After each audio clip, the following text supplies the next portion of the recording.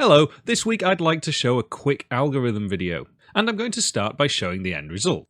Specifically, this video is about casting rays in two-dimensional tile-based environments, something we've done plenty of times before on the channel, but we've always done it in a rather simplistic way, not a sophisticated and optimized way such as this. So here's an application, and you can see the green dot follows my mouse cursor, and the red dot I can control with the W, A, S and D keys. If I press the left mouse button, I cast a ray from the red dot to the green dot. And with the right mouse button, I can choose to fill in certain tiles in the background. Now, when I cast the ray, you can see I can determine the perfect point of intersection from the ray leaving the red dot, travelling towards the green dot, with the tiles that get in the way.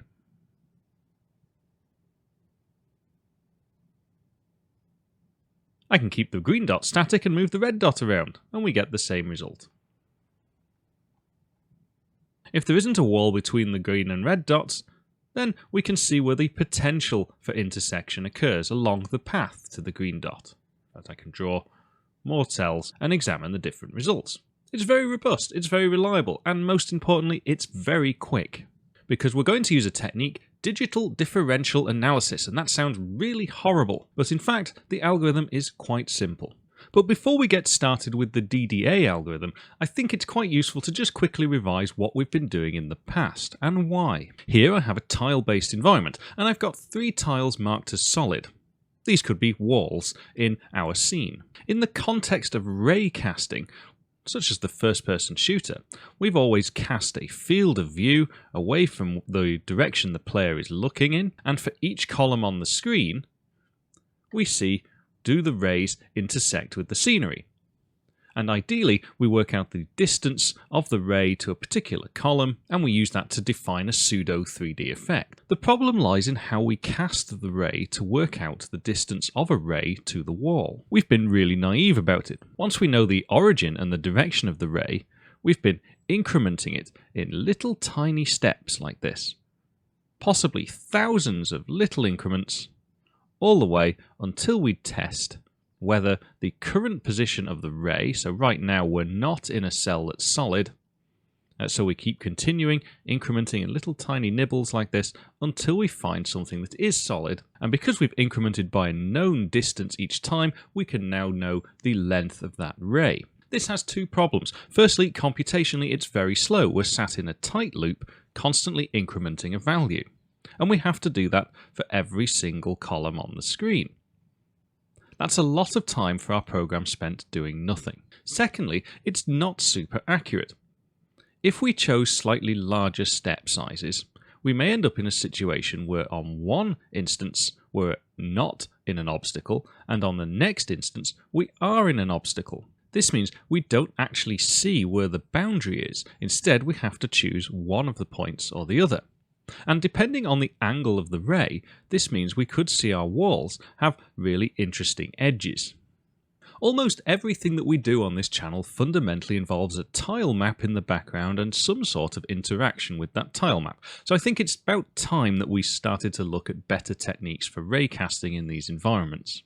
Now, full disclosure, when I first started being interested in ray casting, probably about 10, 12 years ago, something like that, one of the articles I found was this one, lowdev.org. It doesn't appear very highly in the ranks anymore, and that's such a shame, because it's a very thoroughly well-written resource. The only problem is it's aimed at people like me, people who already have understanding of the mathematics and processing and programming involved, and not necessarily appealing to those that are just starting out. And this article, whilst great, does indeed touch on the DDA algorithm. In fact, there it is. It even provides pseudocode for its implementation, but the description of how it works is a little bit lacking. Anyway, if you're at all interested in ray casting, then I thoroughly recommend that you check out this article by lowdev on lowdev.org. I'll put a link below. So fundamentally, the problem we're trying to solve today is from a given point within a tile map, how far can we cast a ray in a known direction until we hit an obstacle, in that tile map? What is the length of this ray? I should also point out that if we represented the world slightly differently, this becomes a different problem to solve. If we did indeed represent these tiles as polygons, then we've got geometry tests that we can do to perform similar calculations, and we've covered those in different videos. However, tile maps are not typically based on defined geometry this way. They make an assumption that the tiles are all uniform in size, typically a unit in dimension. So we've got 0, 1, 2, 3 this way, and we'll have 0, 1, 2, 3 this way, i.e. each tile is 1 by 1 in size. And as we've seen on this channel plenty of times, this has a lot of advantages. Namely, we could specify a coordinate in this space, so let's say 2.3 versus 0.2 or something like that, it's about here, and then we can truncate that coordinate to give us the cell coordinate within the array that represents the tile map. This does mean that solving this problem using intersecting geometry isn't very applicable to this situation, which leaves us with little choice than to systematically increase a vector representing our ray until we hit collisions. As mentioned earlier, we took tiny little steps in the previous raycasters, but this is computationally poor. It would be better to have some more intelligent step size that allows us to immediately discount huge sections of our ray until we hit the collision point. This results in far fewer required computations and can potentially give us a far more accurate result because we know that our tiles lie on axis-aligned boundaries. And that's the whole point of this video. Instead of having a fixed size step for our ray, we're going to calculate intelligent massive leaps of our ray and reduce that amount of computation significantly. Fortunately, we always know two things. We know where our ray starts, and we know where it's going to end. And if we don't know where it's going to end, then we know the direction. We always know one of those two pieces of information. In the case of the demonstration I showed at the start, the ending point was merely the mouse coordinate in the world. In a raycasting environment, the endpoint could be deduced as simply cos theta and sine theta multiplied by a very large number. And in fact, we'll see in this algorithm that the very large number doesn't even really matter. All we're interested in is the direction of this ray, so we can just use this on its own to give us a unit vector in the particular direction of a theta. With any direction vector like this, we can form a right-angled triangle. And we saw in my Essential Mathematics for Aspiring Game Developers video that right-angled triangles have all sorts of useful properties that help us. We can break down the components of this vector into dx and dy. And we know that Pythagoras' theorem will tell us that this length here, let's call it c for simplicity, that c would equal the square root of dx squared plus dy squared. So far, so good, but I want to ask a slightly different question of this vector. I want to ask for a movement of 1 unit in this axis. How far have we moved along this ray? And there's a corresponding question to ask. If I want to move 1 unit in this axis, again, how far do I move along the hypotenuse? We know that the gradient of our line is always dy by dx. Therefore, if I move 1 dx along, then I've moved 1 whole dy upwards. What I don't know is how long is the hypotenuse on a triangle such as this. But I do know that if I set this to 1, I'm effectively dividing by dx on this side. This means I can use Pythagoras just as before to determine the length of this hypotenuse. It becomes this side squared plus this side squared, and we take the square root of the whole thing.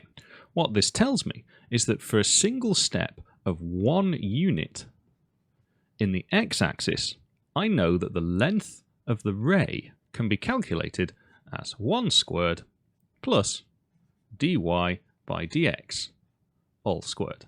Correspondingly, I can also determine that if I change in 1 unit in the y-axis, the length of the hypotenuse is 1 squared plus dx by dy squared.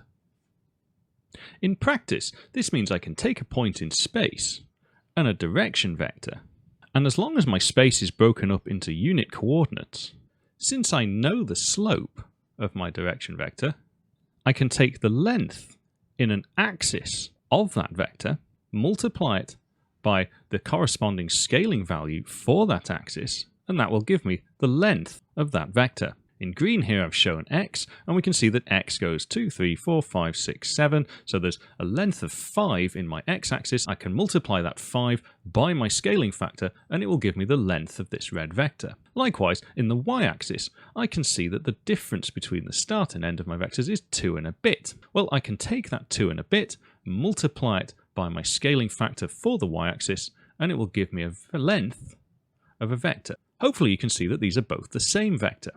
And now all I need to know is the difference in x or y, and I can determine the length of that vector. This is a concept that I think it's important to have cemented in. Given some axis-aligned distance, we can now calculate the length of a vector on a slope. And this is the first stage to understanding the DDA principle. How can we apply this to our world of tiles? Well, let's assume we have a truncated starting point in our tile world, and likewise a truncated ending point in our tile world too. We'll worry about non-tile aligned coordinates next, but let's look at the principle first. We want to check the tiles along that line to see if they form a collision for us. So let's draw this line in and start applying the DDA algorithm manually. Now I'm going to use this green colour for changes of direction in the x-axis, and I'll use a yellow colour for changes in direction in the y-axis. Using the scaling values we've calculated from the gradient of this vector, how long is the ray for one single row of tiles in the y-axis?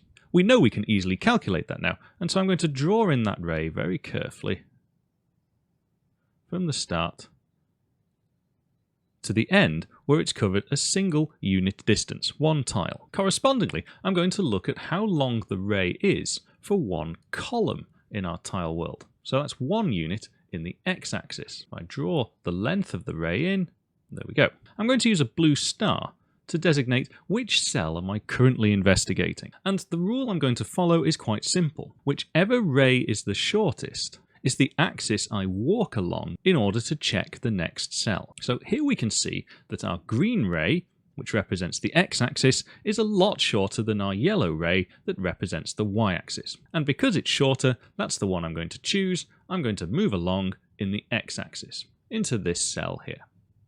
I now know the point as well at which I entered this cell. To my x-axis ray, I'm now going to move another unit distance. I shall draw that in carefully. And we can see that the total length of the green ray representing the x-axis is still less than the total length of the yellow ray representing the y-axis. So we do the same again. We move, and our collision point this time was there. We're still operating in the x-axis at the moment. So I'm going to go and move 1 unit again in the x-axis. We can now see that the green line is longer than the yellow line. So we're not going to carry on walking along the x-axis anymore, we're going to walk down in the y-axis. And we can see our collision point was here. It's the end of the yellow line this time. We're now in this cell. We're currently analysing the y-axis now because that's what we've chosen. So let's extend our yellow ray by 1 whole unit in the y-axis.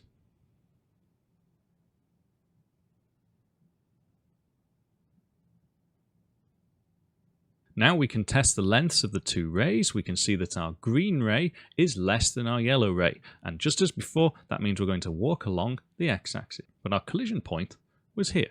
So now we're testing this cell. We're checking our x-axis. So let's move that along by 1 unit width. To there. There's our collision point. And we can still see that our green line is less than our yellow line. So just as before, we're going to walk along the x-axis. We're still checking along the x-axis, so let's increase that by 1 final unit distance. And we can check the cell for our collision point, and we've determined, well, that is our target cell. We've finished the algorithm. But what we've got here is an interesting path. I'll colour it in. If I colour in all of the cells that we checked, what we see is we've walked along in integer space for the tiles, all of the tiles that were touched by the line in non-integer space. And we've managed to get from our starting point to our ending point in simply 1, 2, 3, 4, 5, 6 steps. That's significantly fewer than taking lots of little nibbles along the ray's length and doing the same checks. Now I'm going to run through this again, but in a different direction, and I'm also not going to start on a tile corner.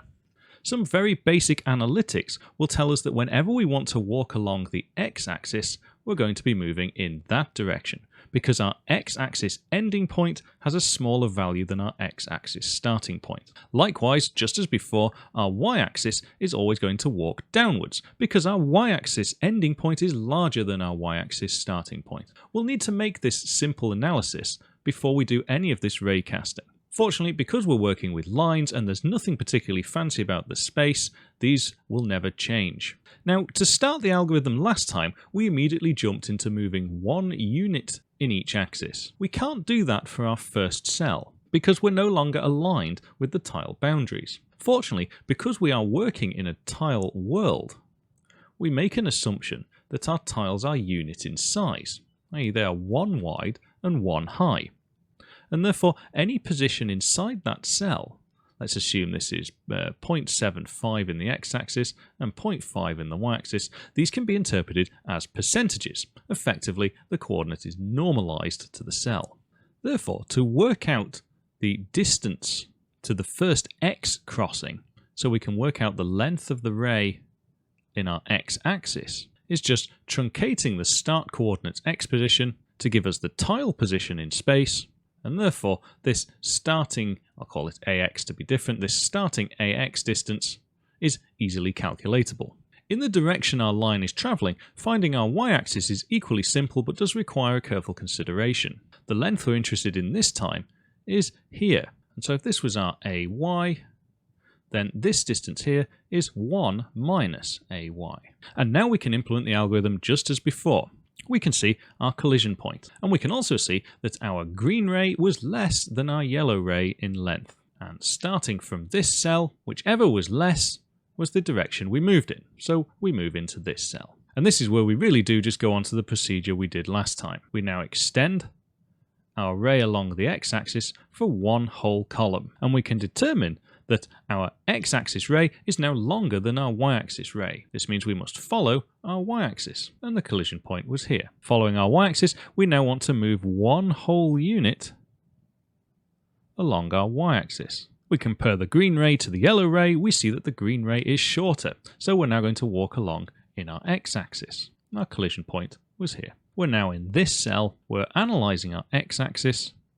I'm going to move 1 whole columns worth of x-axis along our ray, and we can see that the green ray is still shorter than the yellow ray, and so we follow the x-axis. Our collision point was here. Now in this cell, and we're analysing our x-axis, we move 1 whole columns worth of x-axis along, and we can see that now the y-axis yellow ray is shorter than the x-axis ray. So this means we move down, and our collision point was just here. We're now analysing our y-axis, so I'm going to move 1 whole units of y down, which is somewhere down here. My wiggly lines are not helping us out, are they? But we can see that our green x-axis is now shorter than our yellow y-axis.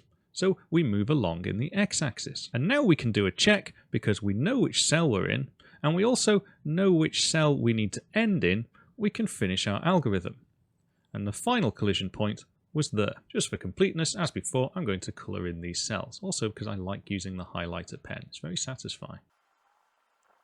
These shaded in cells are all of the cells that our ray has entered in order to get to its destination. But the nice part is, we've only needed to look at the intersection points, of which there are far fewer. These intersection points are also useful for telling us where along the edge of the tile did we actually intersect.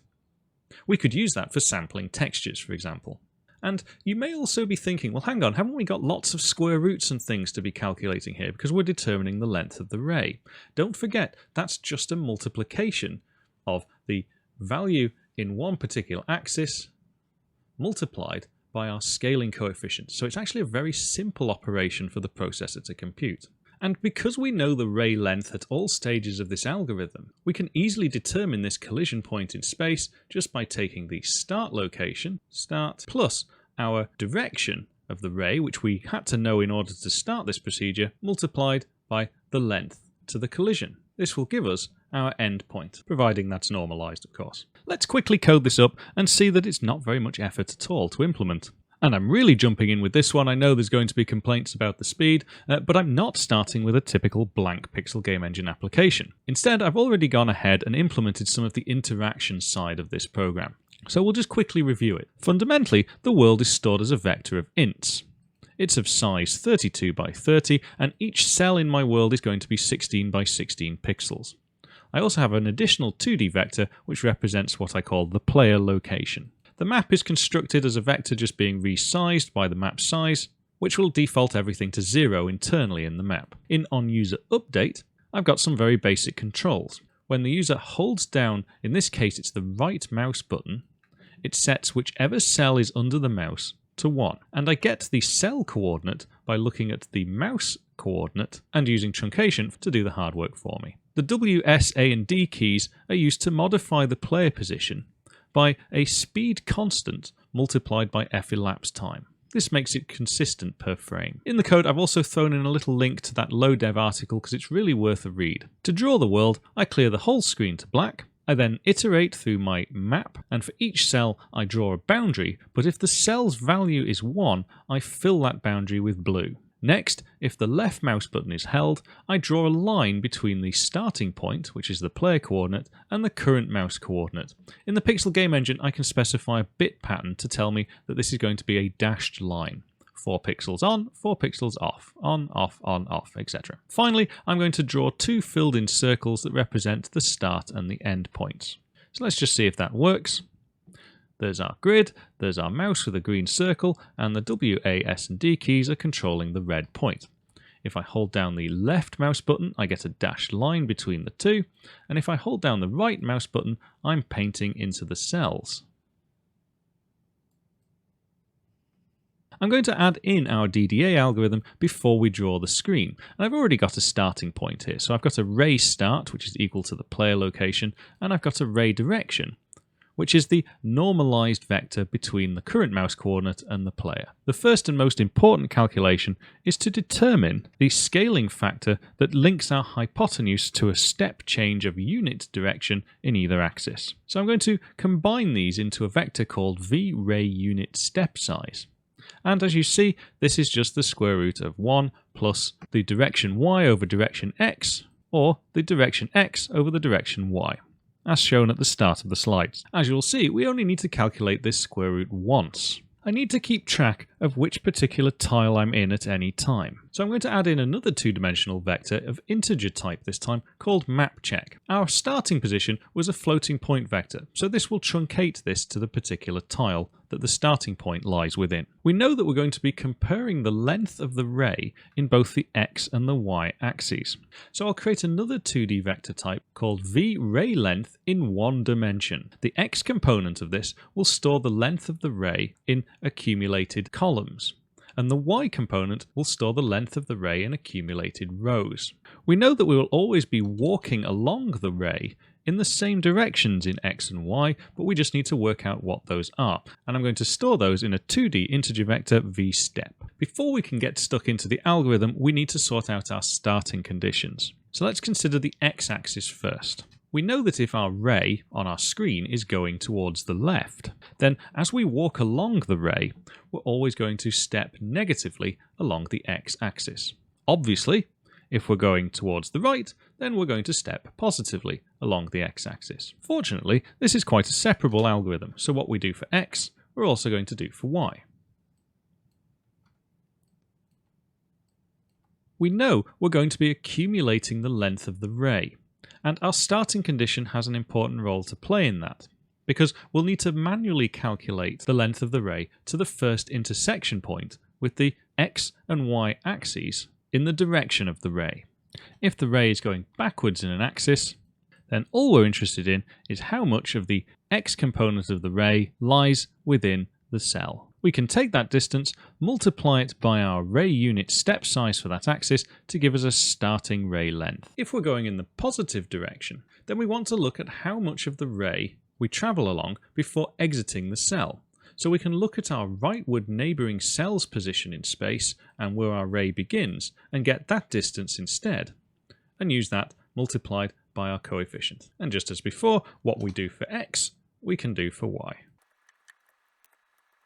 Doing this quick starting condition check is essential because it tells us the direction we're going to walk along the ray, i.e. step through the tiles from start to finish, and it also primes our ray length values for the respective x and y axes. We're going to need this to compare which is shorter, and then using that information we know how to step through the array. We're going to need a loop in order to determine the length of the ray.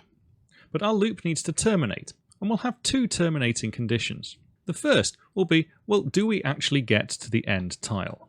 So we'll keep looping whilst we haven't found the end. The only problem with this is this could go on forever if there isn't a collision, so we want to have some sort of maximum distance check too. I only want to keep looping if the current distance being calculated is less than some maximum. I've chosen an arbitrary 100 here, but you can tune that to suit the performance for your application. Everything fundamentally is based on comparing the lengths in the y and the x axis. Whichever was the shorter is the direction we're going to walk in on our map. We'll store the walking in our map check variable. Recall, this was initialized with our starting tile, and we know that we'll always step in the same direction in a particular axis. In this case, if the length in the x-axis is shorter than the length in the y-axis, we're going to walk in the x-axis, and we'll have a corresponding equivalent for the y-axis. When we manually walked through it before, we saw that we carried on analysing the axis that we were walking along. So we can augment the length of the ray in that axis simply by accumulating the unit step size for that axis. This prepares the ray length value for the next iteration of the algorithm, but we might not get there because we want to make sure we don't exceed our maximum checking distance. I also don't know which particular ray length this distance is connected to.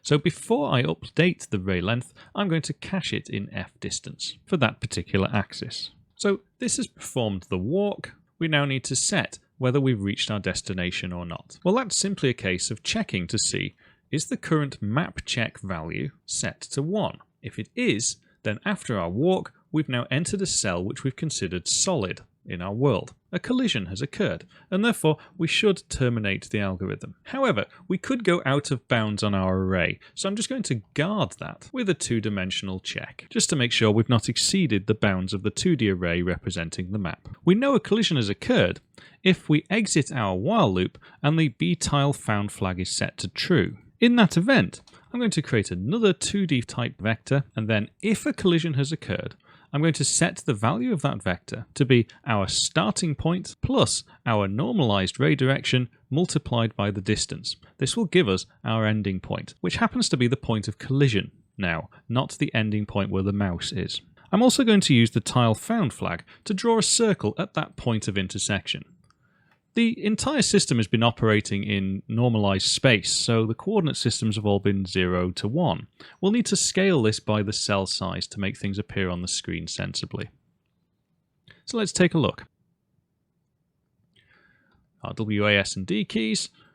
I can draw a nice circular boundary around our starting point, the red dot. If I hold down the left mouse button, we can now see a circle is being drawn at the intersection point with the walls. And it's nice and accurate for all sides of the wall. We can double check that by moving the starting point outwards. There we go. So now I'm moving the starting point instead of the ending point.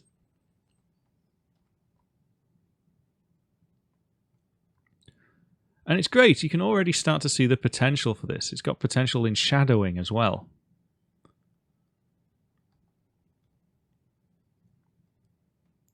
Very simple, very fast, and very accurate. That's exactly what a good algorithm should be. Just before I finish, I want to mention that on the JavidX9 Extra YouTube channel, yes, it does exist if you didn't already know, I've started a new show called the OLC Code Zone. It's actually a Twitch stream, and I'll be uploading it there. It's a weekly thing. It's going to be an hour long. It's going to be chaos. I've really no idea what it's about. It's just a bit of fun and a bit of community engagement. But during the first episode of that, I got a nice donation from a member of the server called LubyTech. So I'd like to thank Luby tremendously because he donated £100 to the Epilepsy Society, which if you don't want to subscribe to me or join my Patreon or anything like that, I really do appreciate any donations made to the Epilepsy Society. And so yes, a big thank you to Luby. If you've enjoyed this video, give me a big thumbs up, please. Have a think about subscribing and come and have a chat on the Discord server. Now, of course, as usual, the source code will be uploaded to the GitHub, and I've also made an online interactive demo you can try. The link is below. So until next time, take care.